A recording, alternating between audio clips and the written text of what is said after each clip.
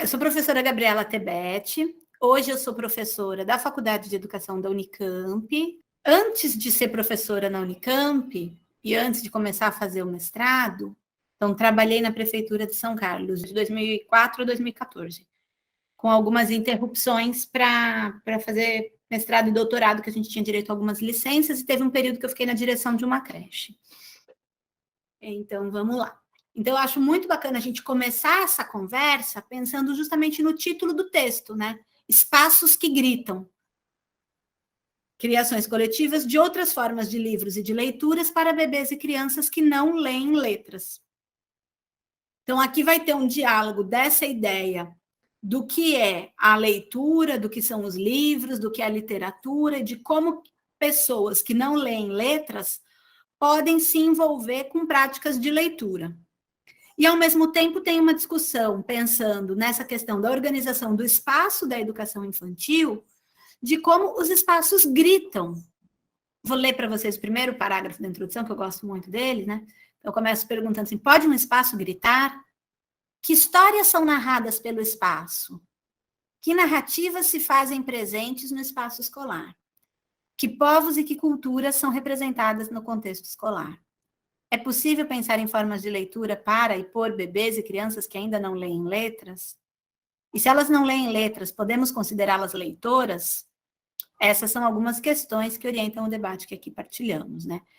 Então, vocês devem estar bastante familiarizadas com esse debate, que é pensar quais são as histórias narradas pelo espaço, quais são as estéticas que esse espaço escolar oferece para as crianças. Então, eu havia orientado uma pesquisa de especialização da Natália Lopes, depois veio fazer mestrado comigo, e a gente fez uma análise das obras enviadas para as creches pelo programa Biblioteca na Escola, Programa Nacional Biblioteca na Escola. E aí, quando a gente olha todos os títulos e as capas dos livros e os temas tratados, a gente localizou 4 que tinham personagens negros. E desses 4 que tinham personagens negros, 2 eram estereotipados e estigmatizados. E 2 estavam ok. Né? Então, assim, uma representatividade muito pequena da estética negra, das pessoas negras nas histórias que a gente lê para as crianças, da cultura negra, da cultura indígena, de personagens indígenas, a gente não localizou nenhum naquele momento no projeto Biblioteca na Escola. Depois esse projeto foi extinto, né?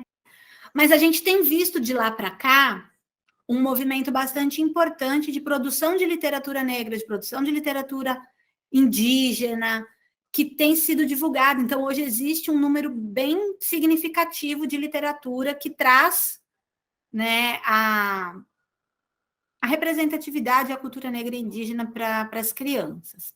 No entanto, ainda há uma grande dificuldade dos autores produzirem literatura para a população mais jovem, para os bebês. Então, quando a gente vai pegar os livros para bebês, livros de pano, livro de plástico, livro com pouca letra, com textos mais simples e mais curtos, é muito, muito, muito difícil a gente encontrar. Né? Tem alguns bastante interessantes, acho que o Tanto Tanto é um bom exemplo disso. A gente vai ter outras literaturas que têm sido bastante já questionadas e criticadas, como A Menina Bonita do Laço de Fita, mas que ainda assim tem um texto que era possível de ser lido para crianças menores. E aí, a partir dessa constatação de uma ausência de literatura específica para os bebês, a gente começou a buscar estratégias de produzir livros para os bebês. Né? Então, acho que vale a pena mencionar que esse projeto ele foi bastante impactado pela produção do Bruno Munari, né, que vai trabalhar com a ideia de pré-livros, e com uma exposição que o SESC realizou no começo dos anos 2000 sobre a obra do Bruno Munari, com oficinas e tal, e acho que isso nos estimulou e nos instigou bastante. E então, a partir desse reconhecimento da ausência de uma literatura específica para os bebês, e de eu acho que eu posso dizer pobreza, de uma pobreza de repertório que a gente oferece para os bebês, a gente começou a tentar buscar outras estratégias, né? Então, acho bem bacana a gente ver como já existem alguns materiais específicos, mas ainda que não chegam, muitos deles não chegam nas creches, as professoras não conhecem.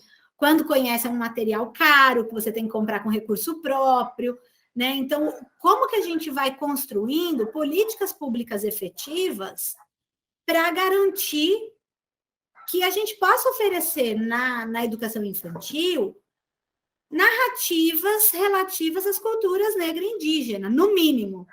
Né? Isso sem falar, por exemplo, da população cigana que a gente tem no Brasil e que a gente pouco fala deles, né? E de outros povos.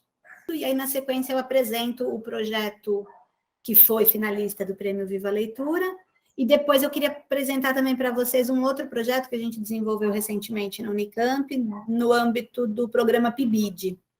Bom, aqui a gente havia construído, não sei se todo mundo conhece o Menino Poti, da Ana Maria Machado e do Cláudios, mas a gente fez, né, essa produção para colar na parede. Então, aqui a gente fez a aldeia num papel craft bem grandão, e todos os elementos da história do Menino Poti, seja o índio Menino Poti, a canoa, o tucano, o tatu, os cestos, os pássaros, o sol, enfim, as árvores, a gente fez eles separados em papel cartolina e plastificou com aqueles durex largos, mas pode ser com contact. A gente plastificou frente e verso, cada um dos elementos da história. Então, as crianças podiam, durante o dia, nos momentos livres, sem precisar da intervenção da professora, eles podiam se aproximar desses cartazes e pegavam os elementos e levavam para brincar de passear de carrinho, dava comida para o poti, dava comida para o macaco, trazia de volta e grudava com um rolinho de fita crepe atrás, grudava no cartaz, que também estava todo plastificado. Então, era uma forma das crianças poderem interagirem com a história. Né? Então, a gente vai fazendo essa discussão de como é que as histórias que a gente lê para as crianças, na creche, elas podem ocupar as paredes, elas podem virar brinquedos, elas podem ocupar o chão, enfim, né? Como é que a gente oferece para as crianças formas delas se relacionarem, não só com o livro, porque dependendo do tamanho dos bebês, de fato, o que eles vão fazer é comer o livro, eles põem na boca, lambe, rasga, mas como é que eles podem se relacionar com a narrativa que aquele livro nos traz. Então, como profissionais que estão interessadas em estimular, né, o gosto pela literatura negra, pela literatura indígena, no caso dos bebês, o que a gente tem que fazer é pensar em formas de trazer para o espaço ou para as brincadeiras de maneira lúdica, né, essas narrativas, essas imagens, esses elementos das histórias que a gente seleciona a contar. Então, é um trabalho bem artesanal, é um trabalho bem que exige muita dedicação da nossa parte, né? Mas que efetivamente acho que traz para a educação infantil, de um modo geral, uma possibilidade muito interessante de diálogo com as histórias, né, das culturas negras e indígenas. Aqui eu vou apresentar o projeto Leitura, em que a gente confeccionou livros. Aqui a gente pegou histórias da tradição de cada região do país, da onde as crianças tinham família. Então, as crianças tinham família em Minas Gerais, no Sergipe, e a gente foi buscando histórias tradicionais dessas regiões, e muitas vezes elas não tinham uma versão acessível para crianças muito pequenas, ou menos ainda para os bebês. Então, a gente optou por reescrever essas histórias, né? A gente sentia que para as crianças pequenas é muito importante esse movimento de virar a página. Não dá para você querer ler uma história, que a história inteira está numa página só e não tem ilustração. Porque eles não vão ficar ali esperando a história acabar. Cansa. Então, quando a cada momento tem uma imagem nova, você vira a folha, o que será que vai acontecer e tal, você acaba, pela minha experiência, eu percebi que a gente acabava conseguindo manter a atenção das crianças por mais tempo. Né? Então, a reconstrução dessas histórias. E aí, assim, a gente tinha que pesquisar que imagem que eu vou fazer, o que eu vou desenhar aqui, copiava, inventava, e fazia colagem, enfim, do jeito que a gente era capaz para produzir essas versões dessas histórias. Tá? Está perguntando sobre o tempo de envolvimento das crianças com as narrativas. Depende muito, muito, muito da idade. Eu, particularmente, não acredito numa proposta de uma leitura contínua com a turma pequena. Nem com os bebês, nem com as crianças pequenas. Enquanto a leitura está acontecendo, tem criança que sai, que vai buscar o bichinho de pelúcia e traz para ouvir a história. Aí você está contando a história, você fala, então. Aí adivinha o que ela foi fazer? Aí 3 crianças levantam e saem de perto. E vão buscar alguma coisa na sala e traz de volta. Aí, às vezes, uma cansa, levanta e senta numa motoca e começa a andar de motoca. Então, tem muito isso, assim. É importante a gente ter essa continuidade na oferta da história. Então, eu ofereci hoje, eu ofereci de novo amanhã, eu ofereci de novo depois da manhã. Por quê? A criança que ouviu o começo da história hoje, amanhã ela vai ouvir o meio, depois ela vai ouvir o fim. Tem criança que ouviu só o fim hoje, amanhã vai ouvir o começo. E elas vão se envolvendo com os elementos da história. E aí, para as crianças muito pequenininhas, a sequência narrativa, essa lógica temporal, não é o mais importante. Eu não sei em que momento eles vão começar a ter essa compreensão da sequência temporal, porque a gente tem que pensar que um livro, para começo de conversa, ele é uma abstração geral, né? Quer dizer, a gente não tem o macaco, não tem o índio, não tem a galinha, não tem nada. A gente tem representações, a gente tem desenhos que representam coisas. E representam coisas que muitas vezes os bebês e as crianças não conhecem. Eles não sabem o que é um tatu, eles não sabem o que é um macaco, eles não sabem o que é uma canoa, eles não sabem o que é um chequerê, eles não sabem o que é um tambor, eles não sabem. E aí a gente apresenta para eles desenhos que se envolvem numa história, que tem uma sequência lógica, mas que eles mesmos muitas vezes ainda não conseguem perceber essa ideia de consequência, né, de que isto aconteceu porque outra coisa aconteceu primeiro. Então, quando a gente trabalha com os bebês, eu acho que a gente realmente não precisa se preocupar de que eles precisam ouvir a história do começo até o fim. Eles vão ouvir diferentes histórias, vão se relacionar com diferentes elementos e, sobretudo, eles vão poder ter acesso a uma representatividade da população negra e indígena nas atividades escolares. E isso vai fazer com que eles percebam que ali é também o seu lugar. Né? Porque quando uma criança negra chega numa escola completamente embranquecida, em que todas as ilustrações das paredes são brancas, são de crianças brancas. Tudo o que se apresenta para esse bebê são histórias com personagens brancos. As bonecas são todas brancas, as músicas são todas diferentes das que ele ouve em casa, as histórias. O que essa criança negra ela vai aprender? Que a escola não é um lugar para ela. Que ali ela está sendo aceita, mas que não é um espaço para ela.